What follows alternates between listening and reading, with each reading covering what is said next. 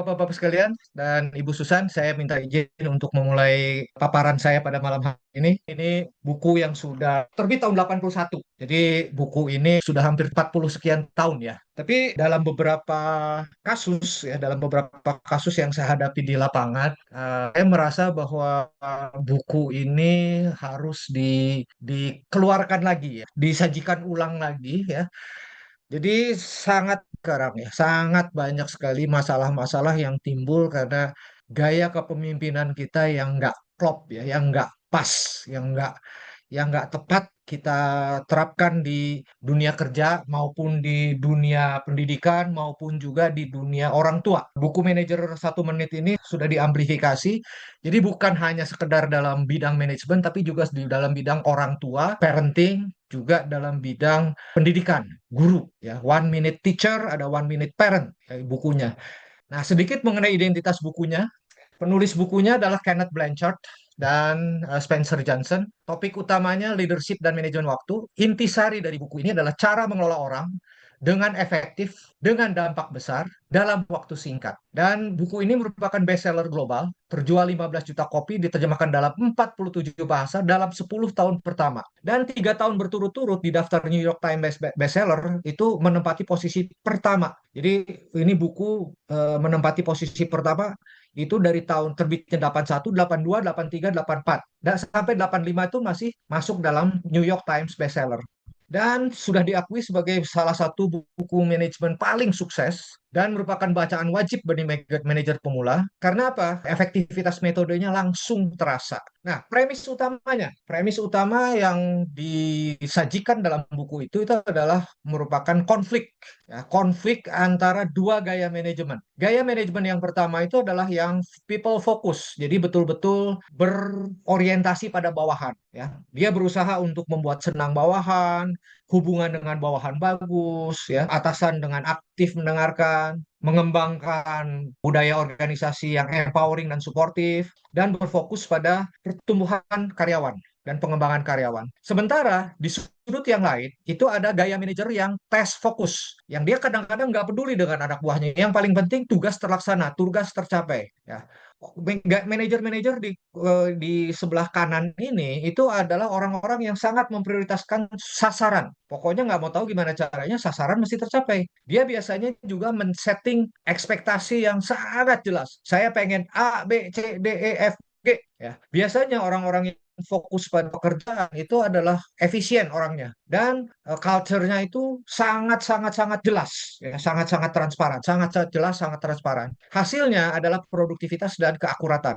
ya. Sasarannya itu adalah produktivitas dan keakuratan. Jadi kita lihat ada dua kutub ini. Nah, sebagai guru dosen juga sama, ada guru dosen yang fokus pada orang, ada guru dosen yang fokus pada pekerjaan. Orang tua juga sama, ada orang tua fokus betul-betul pada pengembangan anak, ada orang tua yang benar-benar fokus pada sasaran. Pokoknya harus bisa ranking 1, ranking 2, ranking 3, harus les, harus ini, berprestasi semuanya diukur ya. Ada lagi orang tua yang ya udahlah gitu loh, ya udahlah, anak sedikit malas-malasan ya udahlah, ya udahlah gitu. Banyak permisifnya, kelonggaran-kelonggaran yang diberikan. Jadi kalau misalkan kita lihat 1 minute manager itu mencakup intisari jadi kehidupan kita juga. Nah, premis utamanya itu ada gaya manajerial ini tarik-tarikan, ya, tarik-tarikan, ya, tarik-tarikan. Kalau orang yang task oriented, pemimpin yang task oriented, itu anak buahnya itu biasanya nggak betah. Ya, nggak betah. Kenapa? Karena dia terus-menerus merasa ditekan. Dia merasa sebagai objek dari perusahaan. Dia merasa sebagai objek. Dia bukan sebagai individu. Nah, di sisi yang lain, ya, di sisi yang lain seringkali produktivitas, efisiensi, deadline itu tidak tercapai. Kenapa? Karena atasan terlalu permisif, ya, terlalu permisif. Telat dikit ya udahlah gitu loh. Telat dikit ya udahlah, ya udahlah, ya udahlah gitu loh, ya. Dalam keadaan-keadaan tertentu, Kenneth Blanchard mengatakan bahwa yang benar itu adalah situational leadership, situational leadership. Jadi harus bisa dipisahkan antara mana-mana yang benar-benar urgent, itu harus tepat waktu, efisien dan lain sebagainya, mana-mana yang kita bisa melakukan permisif ya, kita bisa agak sedikit longgar. Nah, buku ini terdiri atas tiga bagian besar. Kalau kita mau menjadi manajer yang efektif, yang paling pertama, seorang manajer harus punya kemampuan untuk menetapkan sasaran hanya dalam 1 menit. Yang kedua, seorang manajer harus bisa memberikan pujian hanya dalam 1 menit. Yang ketiga, seorang manajer harus bisa memberikan koreksi hanya dalam 1 menit. Ya, kita akan masuk ke bagian yang pertama dulu, yaitu sasaran 1 menit. Di bagian yang pertama ini, kadang-kadang antara ekspektasi atasan dengan ekspektasi bawahan itu nggak nyambung. Ya, bukan cuman kita merasa sebagai atasan atau sebagai orang tua atau mungkin sebagai guru sudah menyampaikan apa yang ingin kita sampaikan, tapi ternyata penangkapannya nggak seperti itu, penangkapannya nggak seperti itu. Ya, jadi kejelasan sasaran yang harus dicapai oleh tiap anak buah ya itu merupakan satu fundamen penting dalam one minute manager ya. Kenapa? Karena ketidakjelasan tugas adalah musuh dari produktivitas. Kalau misalkan kita berbicara instruksi yang unclear, unprecise dan tidak bisa diukur, itu adalah buang-buang waktu. Yang akan terjadi nanti adalah bahwa anak buah kita atau katakanlah murid-murid kita atau katakanlah anak kita itu akan melakukan sesuai dengan apa yang dia mau, sesuai dengan apa yang dia inginkan. Dan langkah praktisnya itu adalah sepakati sasaran bersama, tuliskan tiap sasaran dalam satu lembar kertas, kemudian review ulang sasaran setiap periode untuk memastikan fokus tetap terjaga. Pada saat saya jadi dosen, ya pada saat saya jadi dosen, maka biasanya pada saat bimbingan tugas akhir itu biasanya saya selalu menuliskan apa sih yang harus dicapai gitu ya. Saya tahu karena saya sudah berkali-kali membimbing mahasiswa, maka saya tahu indikator untuk keberhasilannya itu untuk dapat nilai B adalah sekian, untuk dapat nilai A adalah sekian. Ya, indikator-indikatornya apa saja? A, B, C, D, E, F, G itu semuanya saya tulis di depan. Habis itu saya kontrol, baru saya nanya masalahnya apa atau tugas apa, judulnya apa. Ya, dari situ saya mulai bisa mengarahkan kira-kira ya. Dari situ saya mulai bisa mengarahkan ini nanti larinya ke arah mana. Jadi sasaran 1 menit ini adalah merupakan satu fondasi. Ya, saya boleh nyombong sedikit nggak Pak Sanusi, Pak Sulis, Pak Taufik? Ya, jadi kalau misalkan saya punya rekor itu adalah bahwa mahasiswa-mahasiswa bimbingan saya itu bukan yang seperti Bu Susan, mahasiswa-mahasiswa cemerlang. Ya, mahasiswa-mahasiswa saya itu adalah mahasiswa-mahasiswa yang 7 tahun, 8 tahun, 9 tahun dulu di Maranatha itu nggak ada DO. Jadi ada yang sudah 10 tahun, 11 tahun, ya apet lah kalau misalkan saya bilang bahasanya itu apet, anak-anak kepepet. Ya. Mayoritas mahasiswa bimbingan saya itu adalah apet, ya, anak-anak kepepet. Nah, dalam keadaan yang semacam itu saya nggak bisa berharap mereka punya satu kemampuan akademik yang tinggi. Jadi itu saya sudah sadar dari awal bahwa itu memang sudah harus saya poles, sudah harus saya poles. Tentukan indikator-indikator yang akan membawa mereka sila ya. Nah, hasilnya dari sekian banyak mahasiswa anak kepepet itu, yang patah itu cuma 4 orang. Artinya apa? Drop out. Ya. Sisanya itu yang dapat C itu paling cuma 10 orang. Ya. Lebihnya itu kalau nggak dapat B, B plus dapat A. Anak kepepet bisa dapat A. Anak-anak yang secara akademis nilai rantai karbon C berderet bisa berprestasi ya. Dengan apa? Dengan yang paling pertama, sasarannya dulu mesti jelas. You mesti ngapain? You mesti mencapai apa? You mesti.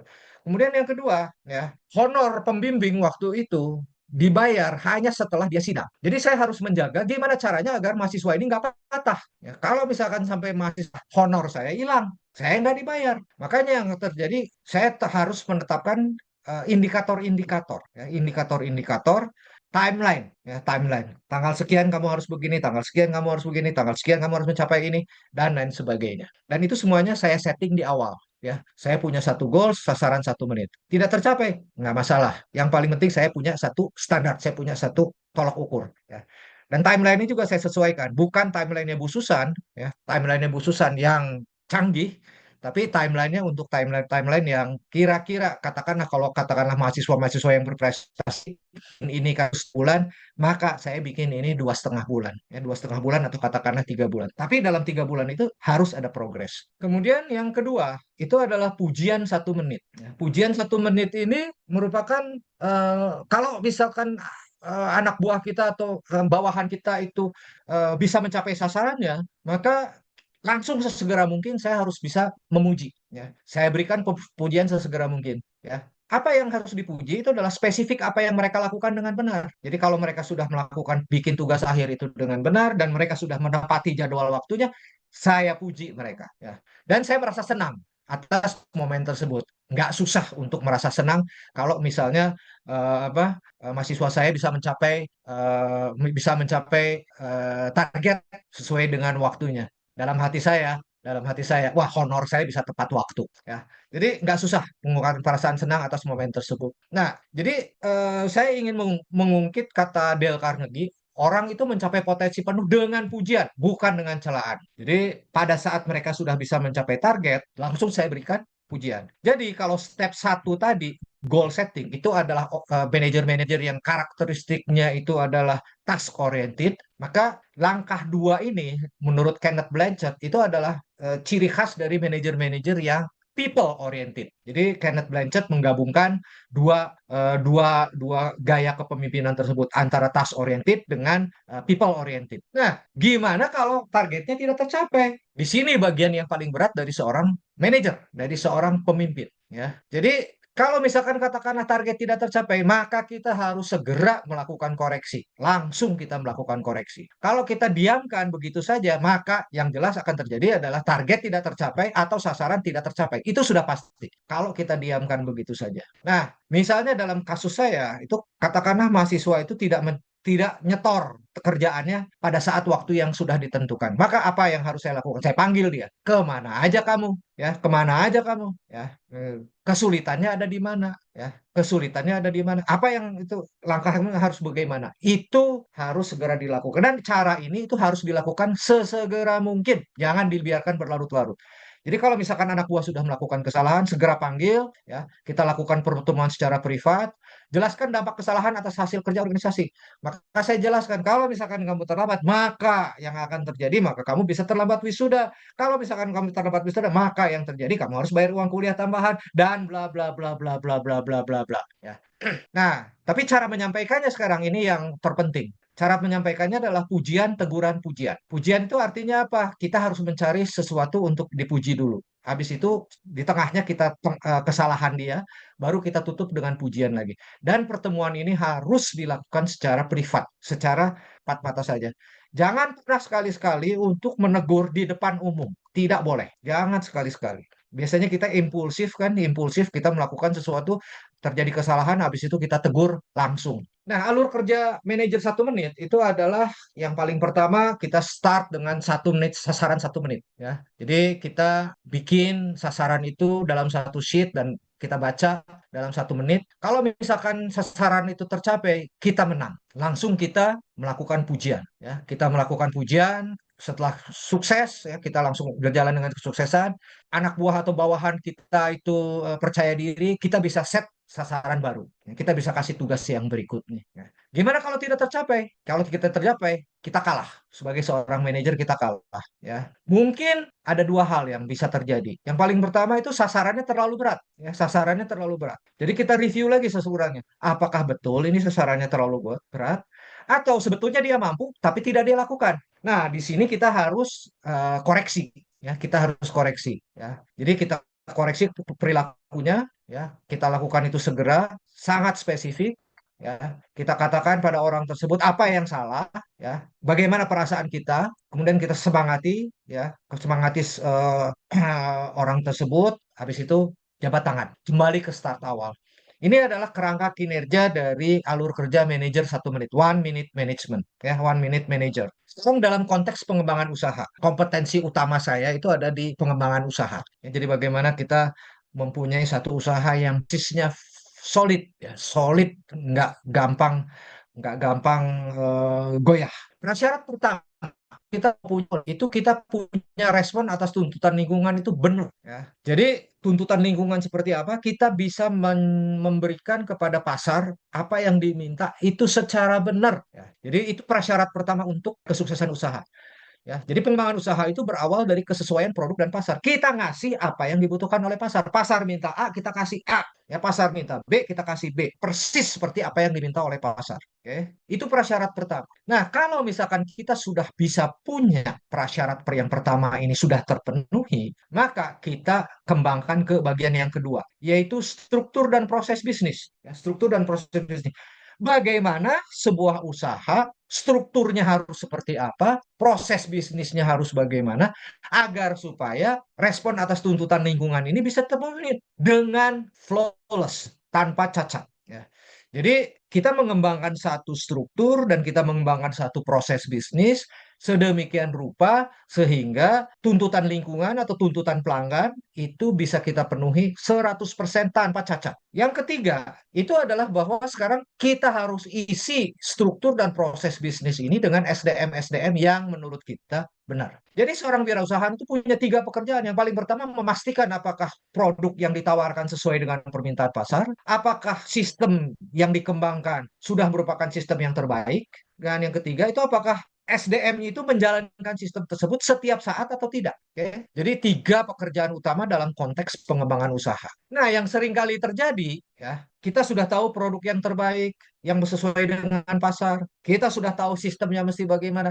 Kita sudah tahu SDM-nya mesti bagaimana. Seringkali ada gangguan, seringkali ada noise, seringkali ada gangguan. Yang menghasilkan apa? Hasilnya tidak sesuai dengan apa yang kita harapkan. Nah, wirausahawan itu punya tanggung jawab sepenuhnya untuk mengendalikan usaha. Jadi kalau misalkan latar belakang saya itu adalah saya lahir di Pecinan Lama, kanan kiri saya depan belakang itu adalah toko bahan bangunan. Ya, toko bahan bangunan. Ya, semua pemilik toko itu duduk di toko dari pagi sampai sore. Dia yang melakukan pengendalian by phone, ya, by phone. Dia melakukan pengendalian by phone itu artinya apa? Kalau misalkan dengan negosiasi dengan supplier, ya, misalnya terjadi keterlambatan pengiriman, misalnya terjadi kualitas barang yang sesuai tidak sesuai, misalkan yang terjadi itu adalah bahwa dia melakukan sih. Kemudian dia duduk di situ untuk mengawasi pengiriman, pemuatan dan pengiriman masuk ke dalam truk. Ya. Barangkali jumlahnya nggak tepat, barangkali posisinya nggak pas sehingga truknya nggak muat. Ya, dia untuk mengendalikan. Dan dia bernegosiasi juga dengan pelanggan. Ya, dia telepon pelanggan ini kirimannya bakal telat nih. Ya, ini kirimannya bakal telat gitu. Nanti soalnya macet. Ini ya, ini harganya bakal naik. Yang diminta A, ternyata barangnya A cuman ada sekian. Gimana kalau kita ganti dengan barang B? Jadi setiap toko itu pasti punya pengendali dan pengendalinya pasti pemilik. Saya secara pribadi tidak percaya.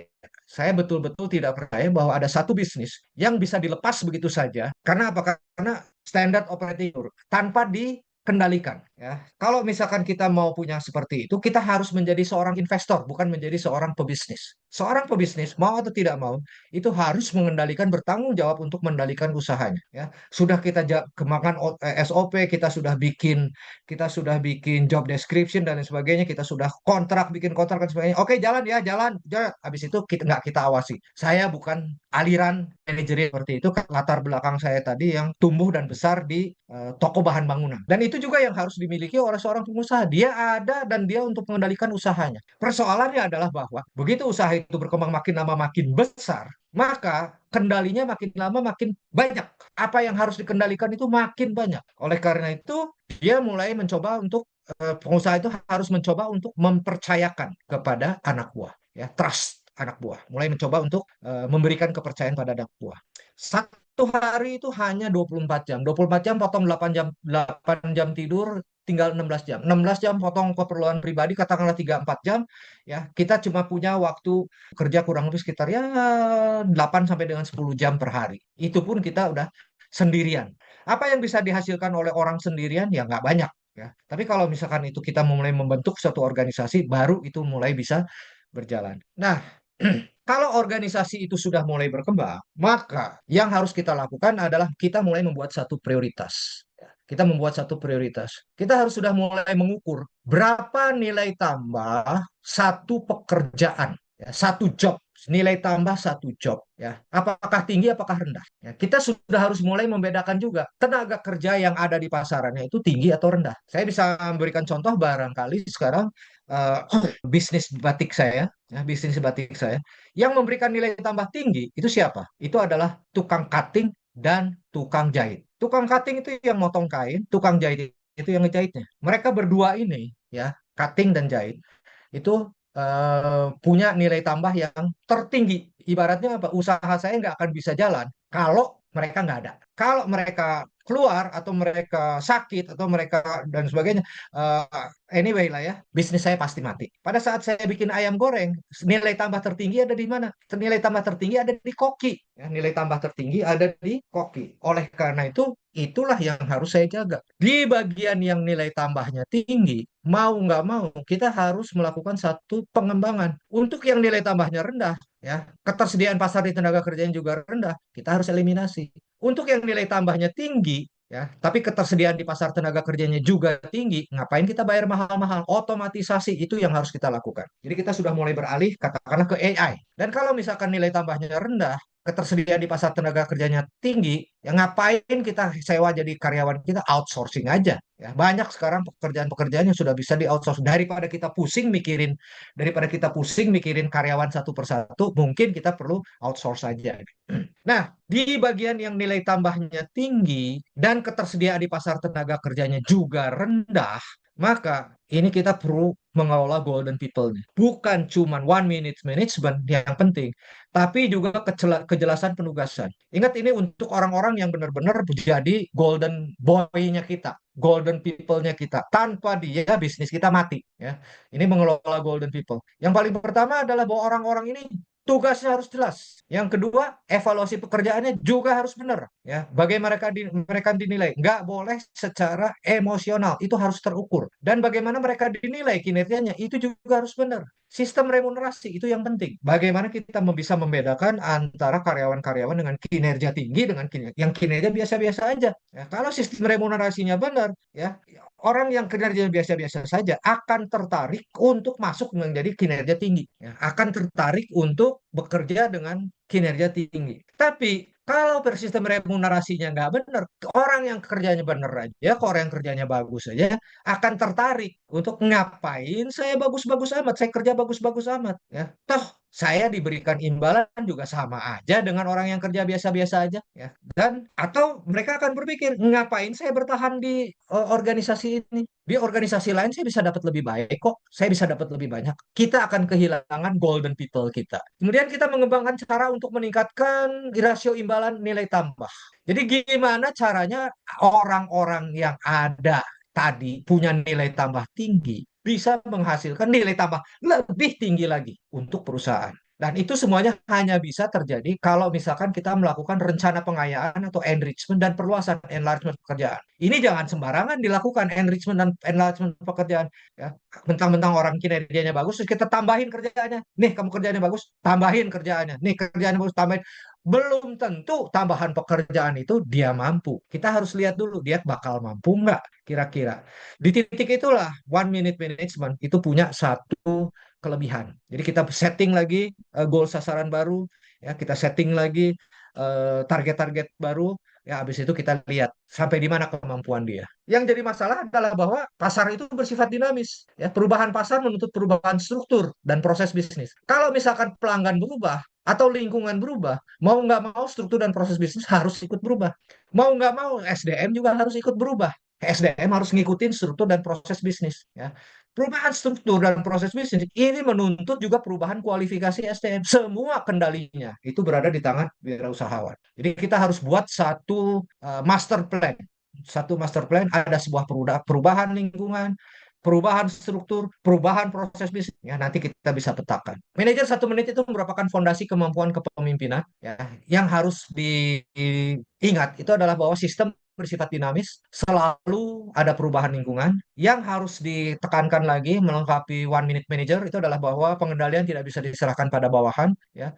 Dan yang terakhir, menurut saya secara pribadi, manajer satu menit harus dilengkapi dengan pola manajemen SDM yang baik. Kalau nggak, maka golden people-nya hilang. Ya. Nah, kenapa sebuah perusahaan nggak bisa berkembang? Ya, karena dia melakukan hal yang sama lagi dan lagi dan lagi, tapi berharap hasil yang berbeda. Ya, ini ungkapan yang paling saya sukai dari Albert Einstein. Insanity, kegilaan, is doing the same thing over and over again and expecting different result. Kegilaan adalah melakukan hal yang sama lagi, tapi berharap hasil yang berbeda. Saya kembalikan kepada Bapak-bapak sekalian, barangkali kita bisa diskusi. Selamat malam, Pak Hendra. Selamat malam, Pak. Ya, terima kasih atas pemaparan yang sangat profesional dari seorang pakar pengembang bisnis. Ya, Pak Hendra, saya kira saya sudah kenal Pak Hendra cukup lama ya, mengikuti webinar atau Zoominar LPI ini. Pak Hendra mungkin bisa berikan sedikit contoh karena saya bukan pengusaha. Jadi berikan sedikit contoh penerapannya dalam kehidupan sehari-hari. Terima kasih. Anak saya yang bungsu, Pak. Anak saya yang bungsu waktu kelas 6 SD, dia Ya, ngomong sama saya mau jadi pilot. Waduh, saya bilang mau jadi pilot. Saya bilang, wah kalau jadi pilot sih saya jual rumah nih buat biaya biaya ininya ya, buat biaya sekolah untuk jadi pilot. Wah, saya bilang, saya cari-cari alternatif. Oh, ada caranya. Caranya apa? Kalau rumah nggak mau hilang, keterima Akabri, Pak. Apa? AMN, Akademi Militer Nasional. Pokoknya sekolah perwira itu loh, Pak. Ya, ya, sekolah perwira. Habis itu dia dinas di Angkatan Udara 5 tahun. Ya, dia dinas di Angkatan Udara 5 tahun. Habis dinas di Angkatan Udara 5 tahun, pangkat dia udah kapten. Ya, dia bisa keluar. Jadi pilot pesawat komersial. Oke, jadi ya. saya setting goal sama anak saya yang bungsu. Oke, kamu jadi pilot. Oke, tapi Babe nggak punya duit nih. Kalau kamu sekolah pilot murni, Babe bisanya cuman oke, kamu harus kerja. Kamu harus kerja untuk bisa masuk ke eh, saya kok tiba-tiba kehilangan AMN lah ya, Akademi Militer Nasional lah ya, AKABRI ya. Pokoknya Bapak dan Ibu tahu. Itu istilahnya saya lupa. Kadang-kadang memang udah bertambahnya umur itu satu kata itu lupa gitu ya. Satu kata lupa terus kemudian baru nanti 15 menit kemudian balik lagi. AKABRI atau AMN lah ya, Akademi Militer Nasional. Oke, kamu harus masuk AMN. Kalau enggak, kita harus jual rumah nih kamu mau jadi pilot. Nah, untuk bisa jadi AMN, saya cek yang paling utama itu adalah bahwa nilai matematika, nilai fisikanya mesti bagus. Ya, matematika, fisika, ya, karena nanti jadi pilot itu kan ada aerodinamis ya, ada aerodinamis itu nanti akan diajarkan gravitasi dan lain sebagainya. Kemudian yang kedua, fisiknya harus bagus. Oke, nah, saya merasa tertantang di situ. Matematik fisika saya lumayan waktu masih di SMA. Fisiknya ini, nah saya mulai bikin jadwal latihan. Saya konsultasi dengan ahli fisik ya, ahli kebugaran fisik ya. Habis itu saya catat anak saya mesti gimana. Nah, mulailah saat itu saya push latihan ya. Saya push latihan dari kelas 6 SD. Cuman bisa bertahan 3 tahun Pak Sanusi. Jadi Ya, kelas 2 SMP dia udah mulai males-malesan tuh latihan fisik tuh. Fisik udah mulai males. Tapi tingginya udah bagus, badannya udah bagus ya. Tapi dia udah mulai males-malesan. Kadang-kadang mulai bolos, kadang-kadang alasan lah, hujan lah, sakit kepala lah, ujian lah, buka bersama lah, inilah itulah dan sebagainya. Jadwalnya tidak tidak dipenuhi. Jadi saya mulai lihat lagi sekarang ke goalsnya. Loh, kamu mau jadi pilot? Nah, kamu mau jadi pilot? Ya udahlah kalau repot kayak begini mah aku nggak usah jadi pilot aja. Loh, goalsnya aja mungkin tidak apa, tidak cukup kuat ya, tidak cukup kuat. Sasarannya sudah tidak cukup kuat. Ya sudahlah, saya bilang seperti itu. Kalau misalkan memang nggak mau jadi pilot ya udahlah kita hentikan sajalah latihan fisik ya. Tapi dalam arti kata saya mencoba untuk seimbang ya. Saya mencoba untuk seimbang di titik itu. Pada saat saya memutuskan itu saya bisa punya dua pilihan. Saya mengikuti anak saya, ya udahlah menyerah nggak usah jadi pilot lah ya. Toh pekerjaan lain di Indonesia ini banyak kok, nggak cuma jadi pilot aja ya. Atau saya paksakan dia untuk push ya. Gimana caranya? Pokoknya kamu kan dulu yang mau jadi pilot, konsekuen dong. Nah, saya bisa aja ngomong seperti itu. Nah, saya bisa aja ngomong. Tapi akhirnya saya memutuskan ya udahlah, saya menyerah. Impian jadi anak saya jadi pilot ya terkubur. Nah, tapi saya juga meleskan anak saya gitar dari mulai kelas 5 SD. Saya leskan di Vance Music School ya, jazz. Kenapa jazz? Karena saya pikir jazz itu bisa bertahan sampai umur 80 tahun. Sementara rock, dangdut dan sebagainya paling banter juga umur 40 itu udah apa? Udah apa nggak dipakai pasar lagi, udah nggak diterima pasar lagi. Di CS saya ngotot. Saya jemput dia di pulang sekolah, saya anterin ke tempat les, jadwal latihannya satu persatu, dan alhamdulillah beberapa bulan yang lalu ya dia sudah lulus dari venture tingkat advance, sudah bisa ngajar, sudah bisa buka sekolah musik jazz juga ya. Dan saat ini masuk S3 jurusan seni musik, jurusan pendidikan seni musik di UPI S3. S2-nya sudah lulus kemarin. Ya. Dia mau mencoba meneliti tentang musik etnis Sunda ya, didalami lagi lebih dalam. Hmm. Ya. Jadi kalau pengalaman sehari-hari bukan sebagai manajerial, saya mencoba untuk antara dua keseimbangan itu antara people people dengan task orientation. Ya, saya ingat sekali bahwa waktu itu anak saya kelas 2 SMP itu saya bisa saja memaksakan. Loh, yang mau jadi pilot kan kamu, bukan saya. Ya kamu yang mau jadi pilot. Kita sudah buang waktu untuk olahraga, untuk apa segala macam. Tapi kenapa kamu malah menyerah? Mungkin saya bisa melakukan seperti itu. Ya, tapi saya merasa bahwa mungkin cita-citanya untuk jadi pilot kurang kuat lah. Ya udahlah saya memutuskan untuk menyerah. Itu mungkin ya Pak Sanusi satu contoh dari kehidupan sehari-hari barangkali. Ya, terima kasih Pak Hendra, sangat jelas sekali. Dan kalau kalau tidak salah yaitu the one minute manager itu ada 3 teknik ya Pak ya, itu yang tadi Ya, betul. disebutkan one minute goal, one minute praise, dan one minute reprimand betul ya. Ya, Jadi kalau dari penjelas atau contoh Pak Hendra yang tadi sebutkan dengan anaknya itu untuk meningkatkan produktivitas dalam hal ini performance dari anak Pak Hendra, apakah itu teknik one minute goal yang diterapkan itu Pak Hendra? oh iya Pak, saya pantau dia latihan fisik dia jadi ada jadwal latihan fisiknya itu seminggu 3 kali Pak. Oh ya, Saya pantau kalau misalkan dia bolos saya tegur, kalau misalkan dia datang dia berlatih dengan sepenuh hati saya puji. oh ya, Iya Pak, one minute ya. manager itu saya pantau. Di titik itulah ada satu pemantauan. Kenapa? Karena itu penting buat saya. Bagaimana saya mendorong anak-anak saya untuk bisa mencapai apa yang mereka impikan. Oh Ya, ya, dan titik goal ya, itulah saya bertanggung jawab sepenuhnya. ya. Saya bertanggung jawab sepenuhnya dan saya nggak bisa lepaskan itu pada katakanlah dalam tanda kutip istri saya ya. Saya Hmm, nggak bisa lepaskan itu pada siapapun juga. Itu merupakan tanggung jawab saya. Saya nggak bisa delegasikan itu. ya. Ya, jadi walaupun saya ada di luar kota, saya akan telepon ke rumah. Udah latihan belum? Ya, itu tanggung jawab saya. Mungkin itu Pak Sanusi. Pak Hendra telah menerapkan salah satu teknik one minute manager yaitu dengan one minute goal. Ya. Oke, terima kasih Pak Hendra, sangat jelas dan saya belajar banyak dari Pak Hendra dalam hal ini.